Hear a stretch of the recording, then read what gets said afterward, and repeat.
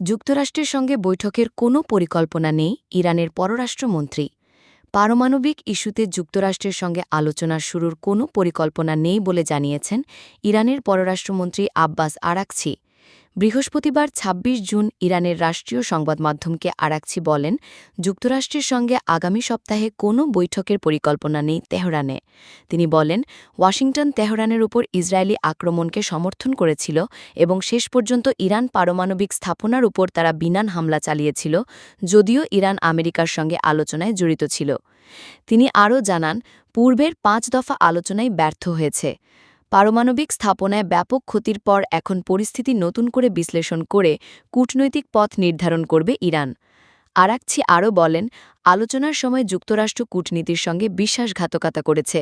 এই অভিজ্ঞতা পরমাণু আলোচনার বিষয়ে ইরানকে ভবিষ্যতে সিদ্ধান্ত নিতে সহায়তা করবে। ইরানি পররাষ্ট্রমন্ত্রী বলেন, তবুও কূটনীতি অব্যাহত রয়েছে এবং আমি বেশ কয়েকজন পররাষ্ট্রমন্ত্রীর সঙ্গে যোগাযোগ করছি। তবে সম্প্রতি মার্কিন প্রেসিডেন্ট ডোনাল্ড ট্রাম্প জানিয়েছেন, আগামী সপ্তাহে ইরানের সঙ্গে আলোচনা হতে যাচ্ছে। তবে তিনি বলেন, ইরানের সব পরমাণু কেন্দ্র ধ্বংস হয়ে যাওয়ায় চুক্তির বিষয়টি এখন আর মুখ্য নয়। ট্রাম্পের দাবি, মার্কিন বিমান হামলার পর ইসরায়েলি গুপ্তচররা ইরানের ফুর্দু পরমাণু কেন্দ্রে গিয়ে দেখেছে স্থাপনাটি সম্পূর্ণ ধ্বংস হয়েছে।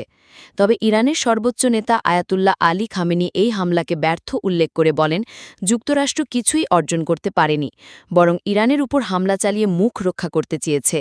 শুধু তাই নয়, আমেরিকার মুখে ইরান কঠিন থাপ্পড় মেরেছে বলেও দাবি করেন তিনি। এদিকে সংঘাত নিরসনে কূটনৈতিক প্রচেষ্টার প্রতিশ্রুতি দিয়েছে ইউরোপীয় ইউনিয়ন। একই সঙ্গে তারা বলেছে, ইরান কখনোই পারমাণবিক অস্ত্র অর্জন করতে পারবে না।